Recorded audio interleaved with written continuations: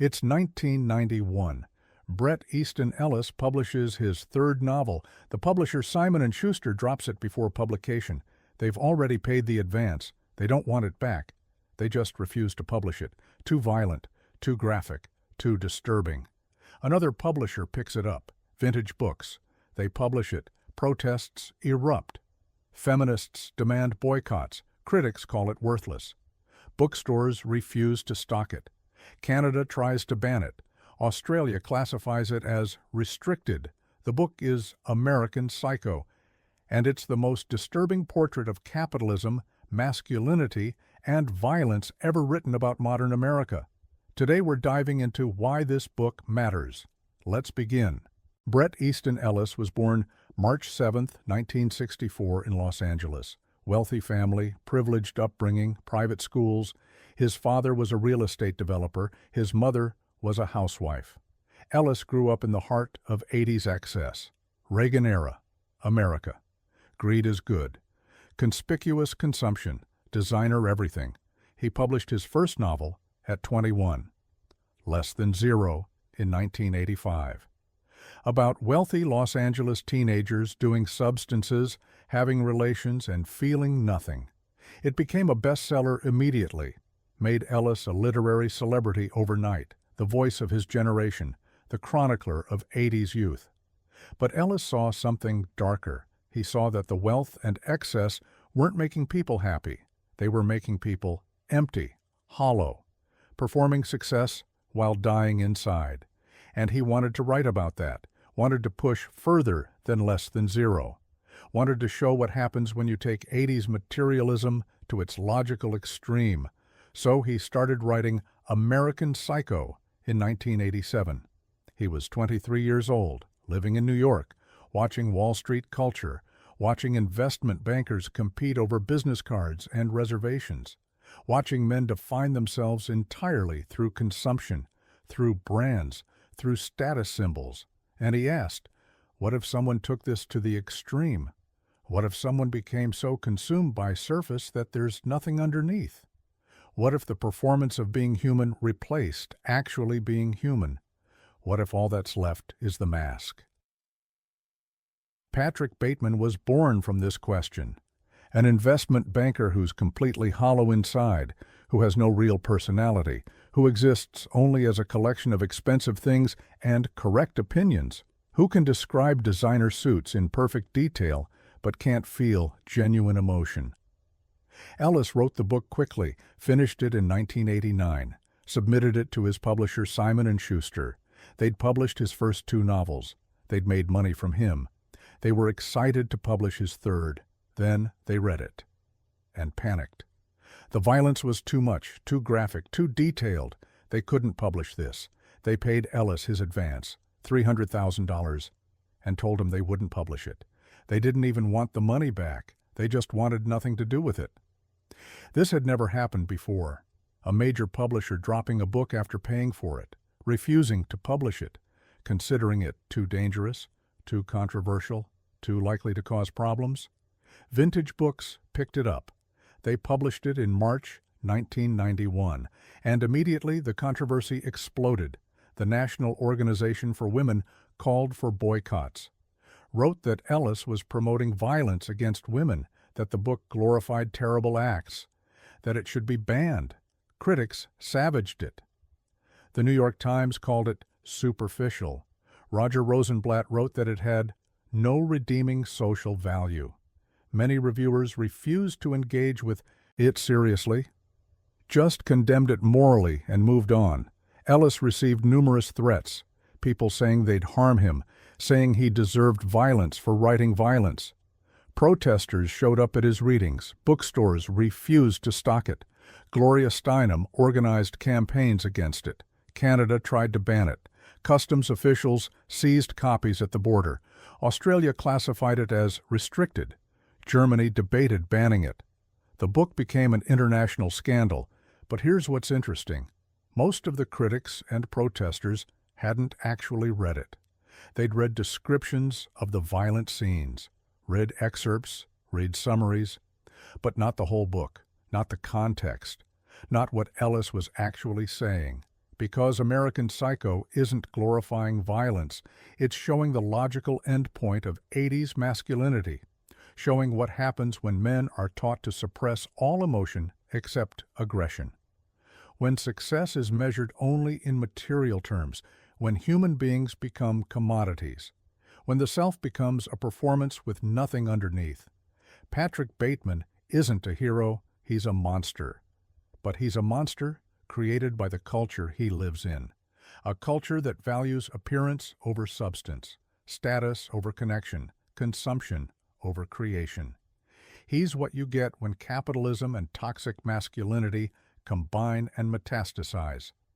Ellis was trying to critique his culture, trying to show readers the horror of 80s excess. But the culture didn't want to see itself, didn't want to acknowledge what it was creating, so it attacked Ellis instead of examining itself. The controversy made the book a bestseller. People wanted to see what the fuss was about, wanted to read the banned book, the forbidden text. It sold millions of copies, made Ellis wealthy and famous, but also made him a target, a lightning rod for cultural anxiety about violence and masculinity. Ellis has said repeatedly, "American Psycho is satire, it's critique. It's showing you something horrible so you'll recognize horror when you see it in real life. It's not instruction manual, it's warning, but satire requires a willing audience, requires readers who can distinguish between showing something and endorsing it." And in 1991, American culture wasn't ready to look at itself honestly, wasn't ready to see what Ellis was showing them.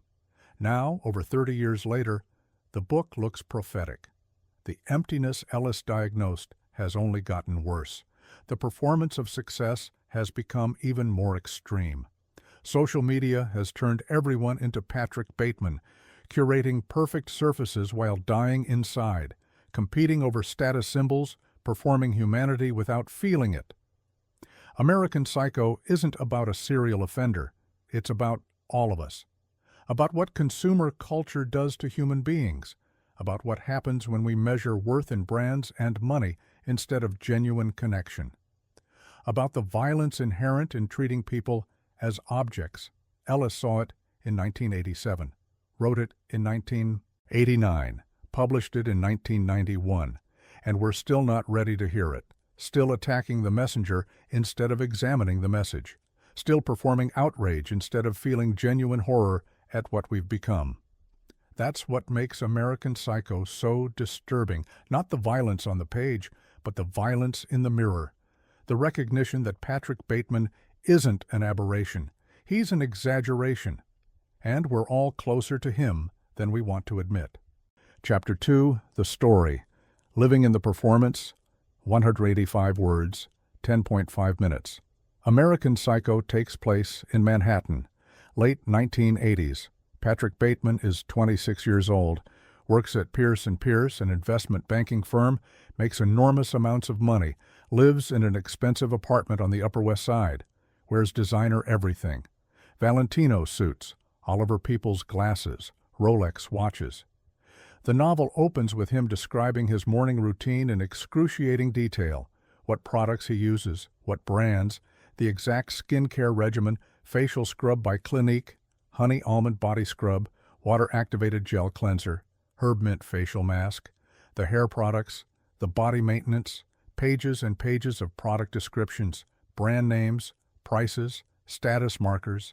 This isn't random detail. This isn't Ellis being excessive for shock value. This is who Patrick Bateman is, a collection of consumption choices, a walking advertisement, a catalog made flesh. He has no inner life, no genuine personality, no authentic self, just products, just surfaces, just performance. If you remove the designer labels, there's nothing underneath, just void, just emptiness. Just the awareness that he's performing, and there's nothing beneath the performance. He has a girlfriend named Evelyn, beautiful, wealthy, from the right family, knows the right people, wears the right clothes. But Patrick doesn't love her, doesn't really like her, doesn't feel anything for her at all. She's another status symbol, proof he's normal, proof he can maintain a relationship, proof he's not broken, but he feels nothing. She's an object, like his suits, like his business cards, like everything else in his life. Something to acquire, something to display, something to prove he's successfully performing being human. He goes to dinners with colleagues almost every night. Timothy Price, Craig McDermott, David Van Patten, Luis Carruthers. They all work at Pierce & Pierce or similar firms. They all make enormous money. They all wear the same designer suits. They all have the same opinions about restaurants and music and women. They're interchangeable. Patrick constantly confuses them, gets names wrong, attributes quotes to the wrong person, because they're all performing the same role, all wearing the same mask, all hollow in the same way. They talk about nothing at these dinners. Compare reservations at exclusive restaurants, Dorsia, Pastels, Canal Bar. Getting a reservation at Dorsia becomes obsession, proves you're important, proves you're connected, proves you matter. They compete over who knows more about wine, about music, about fashion. They discuss Huey Lewis and the news, Whitney Houston, Genesis, using the correct critical vocabulary, saying the right things about the right artists, all performance, all showing they're sophisticated, all proving they're cultured. But none of it is real, none of it is felt. It's just the script they've all memorized. Patrick is obsessed with business cards. His colleagues get new cards printed. He sees them, compares them to his own. Paul Allen's card is better, eggshell coloring, subtle off-white. The font is Cillian Rail. Patrick's card suddenly looks inferior, looks wrong, looks like failure. This destroys him internally, makes him furious, makes him sweat. Not because the cards actually matter, but because in his world only surfaces matter, only appearances count, only the performance is real, and his performance suddenly isn't perfect. His surface has flaw, his mask has crack showing the void underneath. He goes to clubs with colleagues, Tunnel, Nels, All Bar, does substances, lots of substances, has relations with people whose names he doesn't remember, people who don't matter, people who are objects, conquests, experiences to collect. He goes through the motions, performs enjoyment, performs friendship, performs desire, performs humanity. But feels nothing, just emptiness, just the constant awareness that he's performing, and everyone around him is performing, and nobody is real. Nobody is human. Everyone is just surfaces, just masks, just void pretending to be solid. And then the violence starts. We don't know exactly when it started. The book doesn't give us origin story. Patrick has already been doing this for a while when the novel begins. He picks people, sometimes at random, sometimes deliberately, brings them to his apartment, does terrible things, very terrible things. Things I cannot describe in detail here because YouTube would demonetize this video and possibly remove it entirely. But what's important isn't the specific acts. What's important is how Patrick describes them. Ellis writes these scenes in the exact same detached tone he uses for describing suits. Same level of detail, same brand name specificity, same clinical precision. Patrick describes the violence like he describes his morning routine, like he describes restaurant meals, like he describes business cards, clinical, precise, emotionless, cataloging. As if violence is just another consumer activity, just another experience to acquire, just another way to fill the endless void inside him. This is the horror. Not what he does, but how he thinks about it. Not the acts themselves, but the complete absence of recognition that he's doing something terrible. To Patrick, this is no different morally than returning a videotape or buying a suit. It's just an activity, just something to do. Just another performance in a life made entirely of performances. Nobody notices. Nobody cares. Patrick walks around covered in evidence. His apartment has suspicious stains. Cleaning crews must find things. Building staff sees him dragging suspicious bags. His sheets need constant professional cleaning. But nobody says anything. Nobody questions. Nobody investigates. Because in his world, maintaining appearance is more important than acknowledging truth. Everyone performs not seeing, performs normalcy, performs everything is fine. Because acknowledging horror would disrupt the performance, would reveal that everyone is complicit, would force recognition that something is deeply wrong with this world. Patrick confesses constantly, tells colleagues what he's doing, describes it in detail. They don't believe him, think he's joking, think he's being metaphorical, think he's exaggerating for effect. Because people like Patrick Bateman don't do terrible things. Rich, handsome, successful Wall Street bankers aren't monsters. They're the good guys. They're what success looks like. So his colleagues explain away his confessions, reinterpret them, refuse to hear what he's actually saying, maintain the performance, keep pretending everything is normal. There's a colleague named Paul Allen. Patrick particularly hates him. Allen has better business cards, better apartment, better reservations, better taste in everything. Everything Patrick wants to be, but isn't. Allen is more successfully performing the role they're all playing. So Patrick eliminates him, extremely violently, in his apartment, while playing Huey Lewis and the news. The scene is one of the most graphic in the book. I won't describe it. But it's detailed, extremely detailed, disturbingly detailed. Patrick takes over Paul Allen's apartment, uses it for his activities, assumes Paul's identity sometimes, signs Paul's name to things, uses Paul's reservations, and nobody notices, nobody questions. Because in their world, people are so interchangeable that Paul and Patrick might as well be the same person. Everyone is just performing the same role, wearing the same mask. When one mask disappears, another mask takes its place, and nobody can tell the difference. The violence escalates throughout the book, gets worse, gets more extreme, gets more frequent. Patrick loses control of it. Or maybe he never had control. Maybe the violence is what's real and everything else is performance. Maybe destruction is his only authentic expression, the only time the mask drops, the only time he feels anything, the only time he's not performing humanity but actually being what he is, which is violence, which is void, which is nothing pretending to be something. He starts having breaks from reality, can't tell what actually happened versus what he imagined. Describes doing terrible things, then later chapters suggest maybe they didn't happen. Maybe he imagined them, maybe he fantasized them. Maybe his grip on reality is slipping. The book becomes increasingly unreliable, increasingly confused.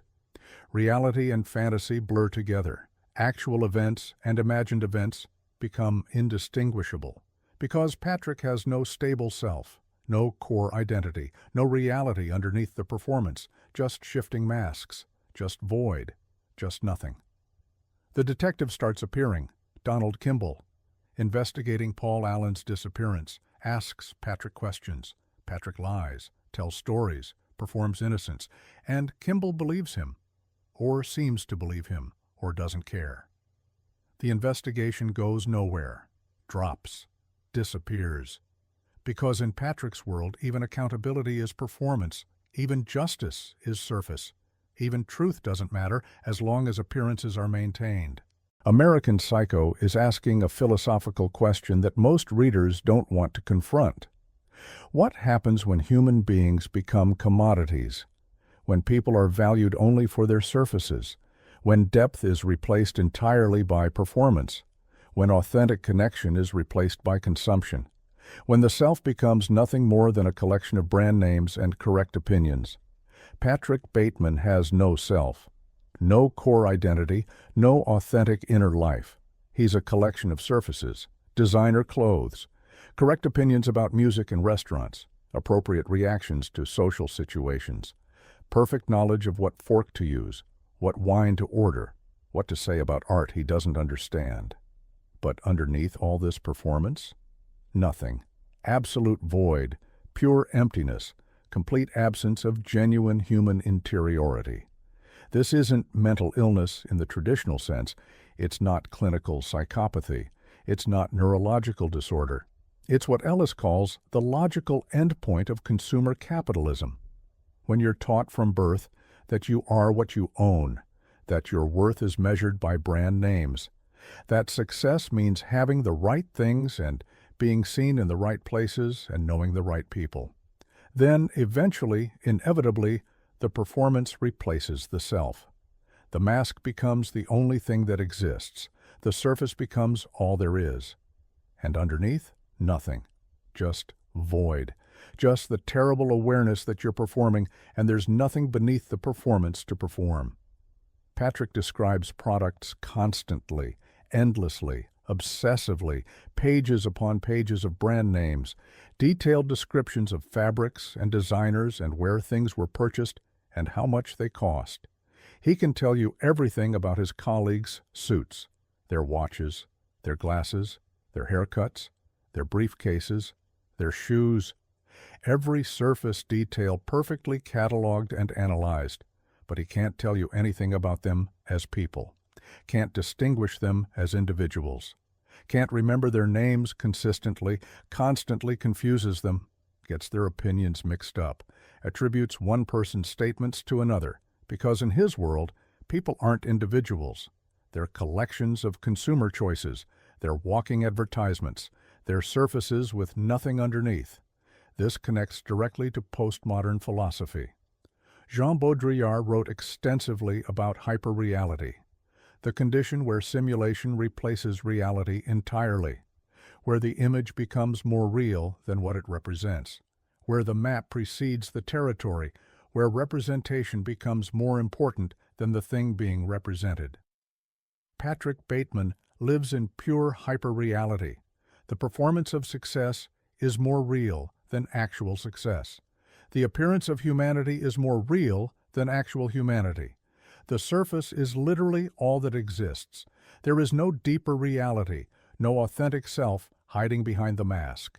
The mask is everything. Guy Debord wrote about the society of the spectacle. How modern. Capitalism turns everything into images, into performances, into spectacles to be consumed rather than experiences to be lived. How authentic experience is replaced by representation of experience. How living is replaced by appearing to live. Patrick is the ultimate spectacle. His entire existence is performance for an imagined audience. There's no backstage, no private self, no moment when the performance stops and authenticity begins. Just public performance all the way down, just surfaces, just void pretending to be substance. And this leads inevitably to violence. Because when people are objects, when they're literally just surfaces with nothing underneath, when they're commodities rather than humans, then destroying them isn't morally different from destroying any other object. Patrick feels the same way about harming someone as he does about returning a videotape or throwing away a suit he's bored with. It's just an activity, just something to do, just another way to fill the endless empty time in the void, just another performance in a life made entirely of performances. The violence isn't about desire in any normal sense, isn't sexual gratification, isn't psychological need, isn't even about power really. It's consumption. Patrick consumes victims the way he consumes restaurants and designer suits and business cards. They're experiences to be acquired, moments to be collected, proof of sophistication in a twisted economy where normal consumption isn't enough anymore, where you need increasingly extreme experiences to feel anything at all, where violence becomes just another consumer choice. Ellis shows this brilliantly through his prose style. Patrick describes violence using the exact same detached tone he uses for everything else. Same brand name specificity, same clinical precision, same cataloging impulse. The horror isn't in what happens. The horror is in how it's described. Like violence is just another item in the catalog of experiences that make up modern life. Like harming someone is equivalent to buying a suit or eating at a restaurant. Like there's no moral difference between any activities because morality itself is just another performance, just another surface, just another thing to fake. This connects powerfully to Hannah Arendt's concept of the banality of evil. Arendt wrote about how the worst atrocities in history aren't committed by obvious monsters. They're committed by ordinary people who've stopped thinking of their victims as human, who've reduced moral questions to procedural questions, who've replaced empathy with efficiency, who've turned evil into bureaucracy, into routine, into just another job to be done. Patrick Bateman is perfectly banal evil. He's not a sadistic genius. He's not a brilliant monster. He's an ordinary Wall Street banker who's stopped recognizing other humans as human, who's reduced people to objects, who's replaced connection with consumption, who's internalized capitalism's dehumanizing logic so completely that he can't distinguish between people and things anymore. He's what happens when market values infiltrate every aspect of consciousness, when everything becomes commodity, when everyone becomes object. The book also explores toxic masculinity with brutal precision. Patrick is obsessed with performing masculinity in the approved way, being strong, being aggressive, being dominant, being successful, being unemotional, the 80s model of ideal masculinity, Gordon Gekko, Donald Trump, Ivan Boesky, Patrick Bateman, men who measure worth in power and money, who see vulnerability as weakness, who see emotion as failure, who perform dominance constantly to hide the emptiness underneath. Patrick can't express emotion except through aggression, can't be vulnerable ever, can't ask for help, can't admit he's suffering or confused or scared, because real men don't do those things. Real men are strong, real men are successful, real men dominate. So he performs strength constantly, performs confidence, performs success, performs having it all together, while dying inside, while becoming a monster because he literally cannot be human. Because being human would mean being vulnerable, and vulnerability would mean admitting the performance is fake, would mean revealing the void underneath. Ellis is showing how capitalism and toxic masculinity combine and reinforce each other, how both tell men that their worth is external, that they are what they own and dominate, that genuine connection is weakness, that performing success is more important than being successful, that surfaces matter and substance doesn't, and how this combination creates monsters, not obvious monsters with horns and fangs, but ordinary monsters, everyday monsters. Monsters in expensive suits who work on Wall Street and look like the American dream achieved. The book also questions the nature of reality itself. Patrick's narration becomes increasingly unreliable as the story progresses. Did he actually do terrible things or just imagine them? Did Paul Allen actually get eliminated, or is he alive in London? Did any of this happen, or is Patrick having an extended psychotic break? The text deliberately refuses to answer these questions, makes it impossible to know for certain, creates permanent ambiguity about what's real and what's fantasy, because Ellis is showing that it doesn't matter. The distinction between doing terrible things and fantasizing about doing terrible things isn't as important as we think. The mindset is what's horrifying, the seeing people as objects, the emptiness, the performance replacing reality, the void where humanity should be. Whether Patrick actually acted on his impulses or just thought about acting on them, he's still Patrick Bateman. He's still monster. He's still what consumer capitalism and toxic masculinity create when combined and taken to logical conclusion. This connects to deep philosophical questions about identity and selfhood. What makes you you? Is there a core self underneath social performance? Or are we just our performances? Just the sum of our actions and appearances and choices? Patrick Bateman suggests there's nothing underneath, that the performance is all there is, that when you peel away the layers of social mask, there's no authentic self waiting to be discovered. Just more masks, just void, just nothing. And if the performance is violence, then you're violence, regardless of what you really are or really feel or really intend deep down. Because there is no deep down, there's only surface. American Psycho caused one of the biggest literary controversies of the 20th century, not because critics disagreed about its quality as writing, not because scholars debated its literary merit, but because people fundamentally disagreed about what the book was doing, what it meant, whether it should exist at all. The National Organization for Women organized massive protests before publication, demanded Simon & Schuster cancel it. When Vintage published it instead, demanded boycotts of all vintage books, called Ellis a misogynist, said the book glorified violence against women, said it provided detailed instructions for terrible acts, said it existed only to shock, said Ellis was profiting from depicting horror, said there was no artistic justification, no redeeming social value, nothing except exploitation and hatred. Feminist critics were sharply divided. Some agreed completely with Now, saw the book as purely hateful, as giving readers detailed depictions of violence against women for entertainment purposes, as treating horror as spectacle, as contributing to a culture that already dehumanizes women constantly, as crossing ethical lines that shouldn't be crossed regardless of artistic intent.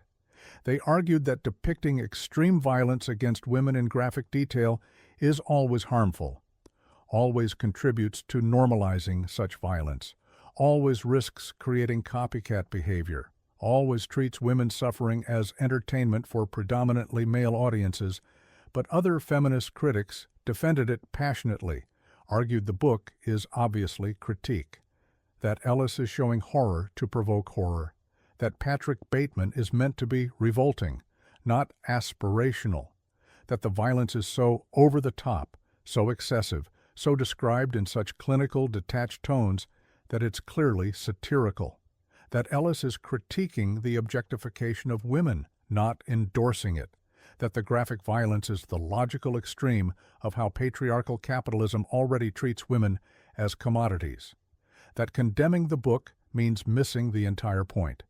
This division continues today, decades later. Some readers and critics see American Psycho as important social critique, as necessary confrontation with ugly truths about capitalism and masculinity, as brave artistic statement about cultural sickness. Others see it as worthless exploitative garbage, as harmful contribution to violent culture, as inexcusable regardless of intent. There's very little middle ground. People either think it's brilliant or think it's morally reprehensible, rarely anything between. Why such extreme reactions? Because the book doesn't provide clear moral guidance, doesn't tell you how to feel, doesn't condemn Patrick explicitly in authorial voice, just shows him, shows his world, shows his logic, shows his actions, and leaves readers to make their own moral judgments, trusts readers to recognize horror without being explicitly told it's horrible. This violates deeply ingrained expectations about how art should work. We expect authors to guide us morally, to signal clearly what's good and what's bad, to give us sympathetic protagonists to identify with and clear villains to condemn, to provide moral framework, to tell us how we're supposed to feel and what we're supposed to think. American Psycho refuses all of this, gives us only Patrick, only his perspective, only his voice, only villain with no hero, only horror with no relief, and trusts readers to figure out their own response. Many readers can't do this, can't distinguish between showing something and endorsing it. See the detailed violence and assume Ellis endorses it. Assume he's glorifying it by describing it. Assume the book functions as instruction manual rather than warning. This is fundamental misreading.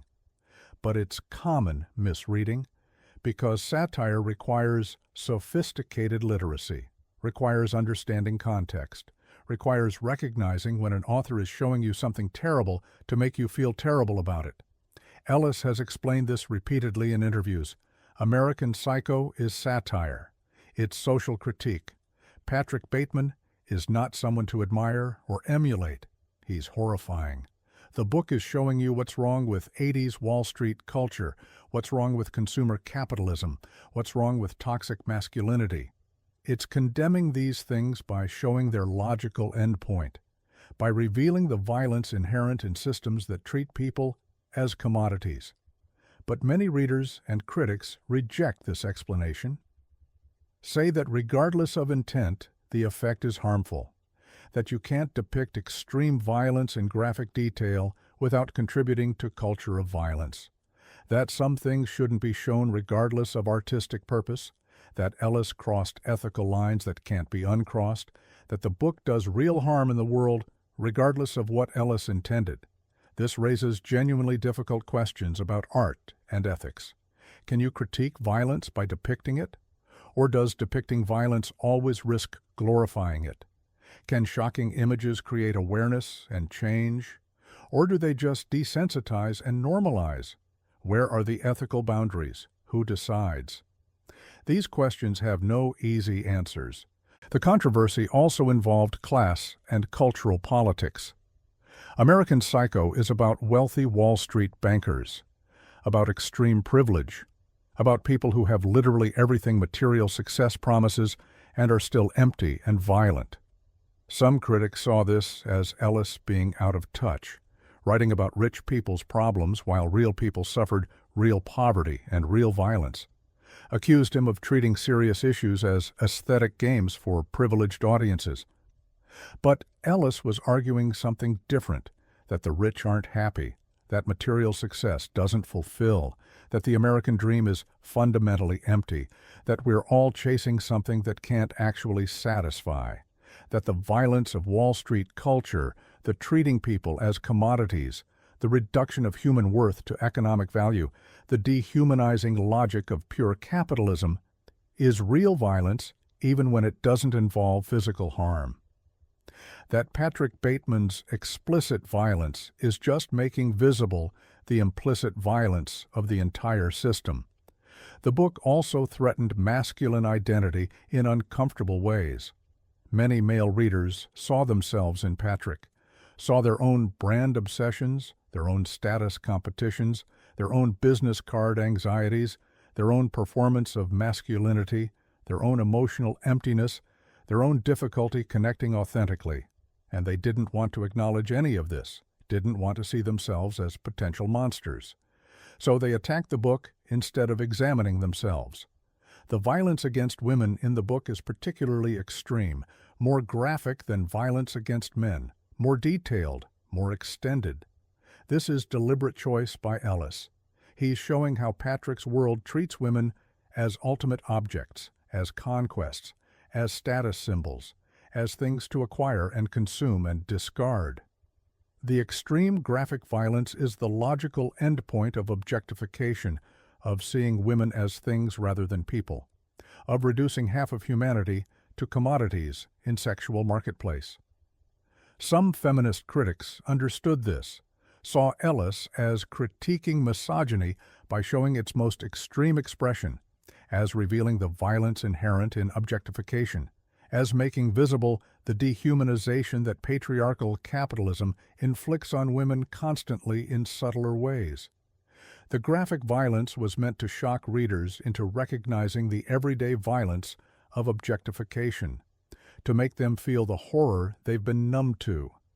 Other feminist critics rejected this reading entirely, said that regardless of intent, depicting extreme violence against women in graphic detail is always harmful, always contributes to culture that tolerates such violence, always risks inspiring copycat behavior, always treats women's suffering as entertainment for male gaze, that there's no ethical way to depict this graphically, that Ellis crossed lines that shouldn't be crossed for any artistic purpose, that the book does real concrete harm to real women regardless of Ellis's intentions or the book's supposed satirical purpose. This debate has no resolution. Continues today, will probably continue forever, because it's fundamentally about whether art should depict evil to condemn it, or whether depicting evil always risks endorsing it, whether showing horror creates catharsis and awareness, or whether it normalizes horror and desensitizes audiences, whether some subjects are too dangerous to portray regardless of artistic merit or intent. The book also threatens American self-image profoundly. Americans like to think of themselves as good people, as moral, as valuing substance over surface, as caring about real things, as having depth. American Psycho says, no, you value surfaces exclusively, you're empty, you perform constantly, you treat people as commodities, your culture is sick, your values are hollow. You create Patrick Batemans, and you don't want to admit any of this. This is why the controversy was so emotionally intense, not because the book was gratuitously violent for no reason, but because it held up a mirror, showed American culture what it actually is underneath the performance. And America violently rejected the reflection, attacked the mirror instead of examining what the mirror revealed, condemned Ellis instead of confronting the cultural sickness he was diagnosing. The controversy itself proved Ellis's point. The outrage, the protests, the demands for censorship, the moral panic, all of it was performance, surface-level reaction without genuine examination. Americans performing outrage instead of feeling genuine horror at what their culture creates. Easier to attack one disturbing book than to confront the disturbing reality the book reveals. The controversy made the book enormously successful commercially, made it a massive bestseller. People wanted to read the forbidden text, wanted to see what caused such outrage, wanted to judge for themselves. Many came away disturbed and conflicted. Some thought it was masterpiece. Some thought it was worthless garbage. But everyone came away affected. Nobody could read American Psycho and remain unchanged. In 2000, director Mary Harron adapted American Psycho into a film, starring Christian Bale as Patrick Bateman. This was immediately controversial. Protesters demanded it be canceled during production, said filming the book was endorsing its content, said Hollywood was glorifying violence against women, said even making the movie was morally wrong, regardless of how it was executed. Lionsgate Films went ahead with production anyway, but the film was significantly toned down from the book.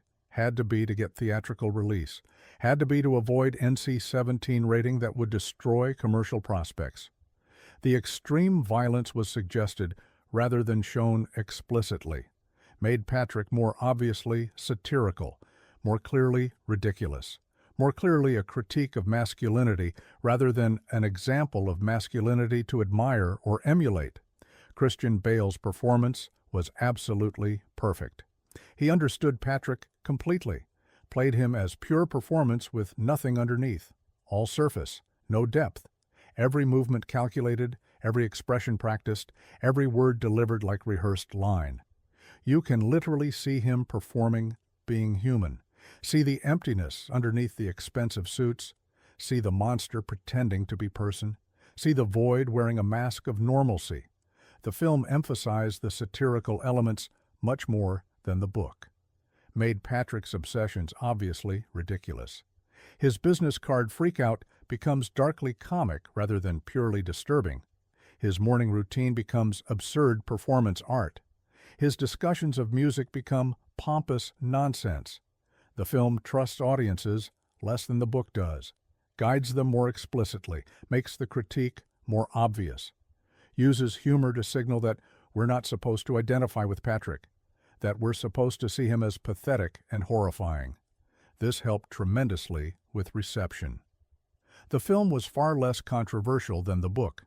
Critics generally praised it, understood it as satire, recognized it as critique of Wall Street culture and toxic masculinity. Audiences mostly got the point, understood Patrick was villain, not hero. The visual medium made the performance more obvious, made Patrick's fakeness more apparent, made the emptiness more visible. The film also emphasized the ambiguity about whether Patrick actually committed violence or just fantasized about it. The ending strongly suggests maybe nothing happened. Maybe he imagined everything. Maybe he's having extended psychotic break. Maybe the real horror isn't what he did, but what he's capable of thinking, what his mind goes to, what fantasies his emptiness generates. Christian Bale became famous primarily because of this role, showed his incredible range as actor, his ability to play someone completely hollow, someone performing humanity convincingly while having no humanity underneath. The role required playing someone. Meta performance, performance of performance. Bale pulled it off perfectly. The role launched him to stardom, led directly to Batman and other major roles. But American Psycho remains his most disturbing performance, his most psychologically complex, his most revealing of darkness underneath surfaces. The film's success rehabilitated the book's reputation somewhat, made people reconsider it, made them more willing to see it as legitimate critique rather than worthless exploitation. The visual medium clarified Ellis's intentions in ways the text left ambiguous, made the satire more obvious, made the social commentary more explicit, but the book remains far more disturbing than the film, because it's all internal, all Patrick's voice, all his perspective, without any relief or distance. The film lets you watch Patrick from outside, observe him, judge him, keep psychological distance. The book traps you inside his head, makes you see through his eyes exclusively, makes you complicit in his perspective, forces you to inhabit his consciousness. This is far more uncomfortable, far more implicitly violent, far more disturbing than anything the film could achieve. American Psycho influenced absolutely everything that came after it. Every story about wealthy psychopaths owes debt to Ellis. Every critique of masculinity and capitalism references American Psycho explicitly or implicitly. Fight Club wouldn't exist without American Psycho. The Wolf of Wall Street is basically American Psycho with slightly less explicit violence. Succession is American Psycho extended into family drama. All modern critiques of Wall Street culture trace back to Ellis's novel. The book predicted our current historical moment with eerie accuracy. The social media age, where everyone performs constantly, where surfaces are literally everything, where everyone curates perfect images while dying inside, where brand names define identity completely, where consumption replaces authentic connection entirely. Patrick Bateman is everyone with Instagram now, everyone performing success, everyone hollow underneath the carefully curated feeds, everyone reduced to surfaces, everyone objects in each other's status competitions. The business card scene became instantly iconic, cultural touchstone, entered popular consciousness permanently. Patrick's obsession with cards, his colleagues' slightly better card destroying him psychologically.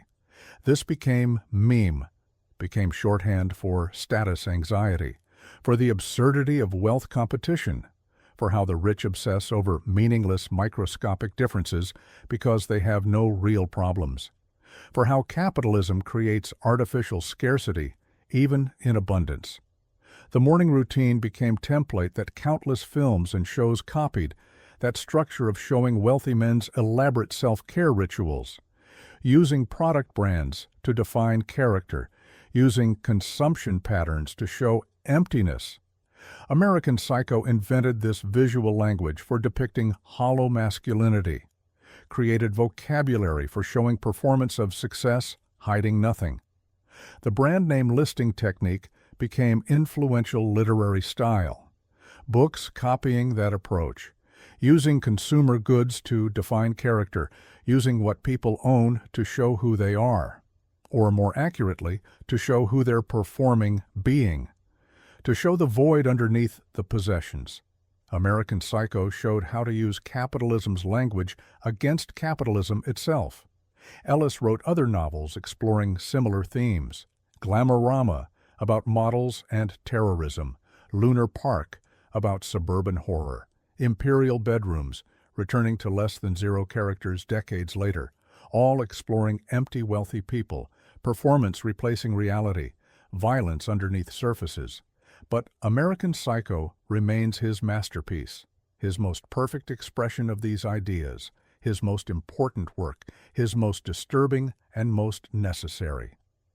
The book also became important text in academic philosophy and cultural criticism, scholars writing about it constantly, using it to analyze consumer capitalism, using it to explore toxic masculinity, using it to think about authenticity and performance, using it to understand late 20th century American culture. It transcended being merely controversial novel, became legitimate object of serious study, became text for understanding our historical moment. The controversy never entirely ended. New generations continually discover the book. Some are shocked and disturbed. Some are enlightened and challenged. Some see themselves uncomfortably. Some see brilliant critique of culture. Some see worthless shock value with no redeeming merit. The divisions remain. The debates continue. Will probably continue forever. But the book's relevance only increases with time, because we've become more like Patrick Bateman, not less. More surface-obsessed, more performance-driven, more empty, more treating people as commodities, more measuring worth through consumption, more violent in subtle systemic ways, even if not explicitly violent in Patrick's way. Social media intensified everything Ellis diagnosed, made it worse, made it normal, made it universal. Everyone performs constantly now, everyone curates, surfaces. Everyone competes over meaningless status markers. Everyone measures worth in likes and followers and engagement metrics. Everyone hollow, everyone Patrick Bateman, everyone performing humanity while being empty underneath. The wealth gap widened dramatically since 1991. The rich got exponentially richer. Wall Street culture spread, became normalized, became aspirational. The 80s never ended. They intensified, became permanent. What seemed extreme excess in Patrick's world seems almost quaint now. Billionaires make Patrick look middle class. The performance got more extreme. The emptiness got more normal. Patrick Bateman's values became mainstream American values. And the violence. Not Patrick's explicit violence, necessarily, but the violence of treating people as objects, of reducing humans to economic value, of wealth determining human worth completely, of market logic infiltrating every single relationship, of everything becoming transaction, of everyone becoming commodity. This violence became completely normal, became invisible because it's everywhere, became how we live, became the water we swim in. American Psycho showed us exactly where we were heading, warned us explicitly. We didn't listen. We couldn't listen. We didn't want to see. So we attacked the book instead of examining ourselves, and became Patrick Bateman anyway, built his world, internalized his values, made his nightmare our reality. The book remains disturbing 3 decades later because it remains true, because it diagnosed something that only intensified, because it showed us ourselves and we didn't change, because Patrick Bateman isn't historical monster from the past. He's us, now, today, looking in mirrors, performing constantly, empty, objects treating objects as objects. Mary Harron's film suggested Patrick might be imagining everything, might not have actually committed explicit violence, but that interpretation is almost more disturbing, because it means the real horror isn't what he did.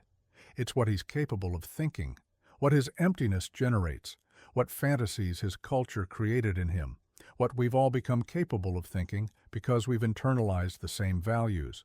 So here's the question. American Psycho forces us to confront. Are we all Patrick Bateman? Are we all performing constantly? Are we all empty underneath the surfaces? Are we all one step away from violence because we've systematically destroyed our own humanity? The answer Ellis suggests is uncomfortable, yes. Not that we're all going to commit terrible explicit acts, not that we're all literal monsters, but that we're all living in Patrick's world now, all measuring human worth through consumption patterns, all performing surfaces constantly, all treating people as objects to various degrees, all participating in systems that fundamentally dehumanize everyone involved. Think carefully about how we present ourselves online. The curated images, the perfect moments, the brand names and status signals everywhere, the constant competition over followers and likes and engagement, the measuring of human worth through metrics and numbers. This is pure Patrick Bateman behavior. Performance completely replacing authenticity, surfaces entirely replacing substance. Everyone reduced to objects in each other's feeds. Think about how we actually talk about people, celebrities, politicians, colleagues, even supposed friends, reducing them to usefulness, to entertainment value, to how they make us look, to what they can do for us, treating humans as commodities, as means rather than ends in themselves. This is Patrick Bateman's fundamental worldview. People as objects, as status symbols, as things to acquire and display and discard. Think about masculinity in contemporary culture, how men are still taught to suppress genuine emotion, to perform strength constantly, to dominate, to measure worth through money and power and conquest, to see vulnerability as weakness and failure, to perform confidence even while dying inside. This is Patrick Bateman's masculinity, toxic, empty, violent in ways we refuse to acknowledge or name. Think about capitalism as we actually practice it. How we've completely accepted that everything has a price. Everyone has value measured purely in money. Worth is economic. Success is material. We've internalized market logic so thoroughly, it's become our morality, our religion, our only remaining value system.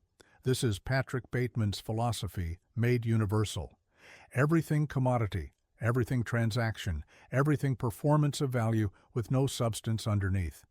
Ellis wasn't writing about an aberration or exception. He was writing about the rule. Patrick Bateman is extreme version of normal. He's what we all are when we take our culture's actual values seriously instead of pretending we believe something else. When we stop performing morality and just live the logic we've actually internalized. The book forces deeply uncomfortable recognition, makes us see ourselves in Patrick whether we want to or not. See our own brand obsessions, our own status competitions, our own constant performances, our own fundamental emptiness, our own ways of treating people as objects, our own violence, subtle violence, systemic violence, but violence nonetheless. This is exactly why people hate the book so intensely, not because it's badly written, not even really because it's gratuitously violent, but because it's accurate, because it shows us ourselves without mercy, because we are Patrick Bateman and we desperately don't want to admit this truth. So we attack the book instead of examining ourselves honestly. But examining ourselves is precisely the point. American Psycho is mirror, is diagnosis, is showing you what you've become so you can choose to be different, so you can recognize the performance, question the values, resist the systems that create Patrick Bateman's everywhere. The book asks, what would it actually take to be genuinely human, to have authentic connection, to value people as people rather than as objects, to stop performing and start being, to resist capitalism's dehumanizing logic, to build masculinity that allows vulnerability, to create culture that values substance over surface? These are genuinely radical questions, because answering them honestly means rejecting almost everything modern culture teaches, means stepping completely out of the performance, means accepting you're not your brand names, not your status, not your consumer choices, not your curated online presence, means finding worth beyond economic value, means connection beyond transaction. Patrick Bateman can't do this anymore. He's too far gone, too empty, too completely absorbed by the performance. There's literally nothing left to build authentic self from. He's void all the way down. Monster, because the culture made him monster, and now he can't be anything else. But we're not Patrick Bateman yet. Not completely, not totally. We still have choice, still have capacity for authentic connection, still have ability to recognize performance and step out of it, still have chance to value people as people rather than as commodities, still have possibility of being human instead of performing humanity. The book is warning, is showing us exactly where we're heading if we don't change course radically, is revealing the end point of our current path, is saying clearly, this is what you're becoming, this is what your values create, this is the logical conclusion of treating everything as commodity and everyone as object. Ellis wrote American Psycho because he saw this happening in 1987, saw Wall Street culture systematically dehumanizing people, saw consumer capitalism replacing authentic connection with consumption, saw toxic masculinity creating monsters, and wanted to warn us, wanted to shock us into awareness, wanted us to look in the mirror and recognize the horror staring back. We didn't listen then. We've made it dramatically worse since. We've intensified everything he diagnosed.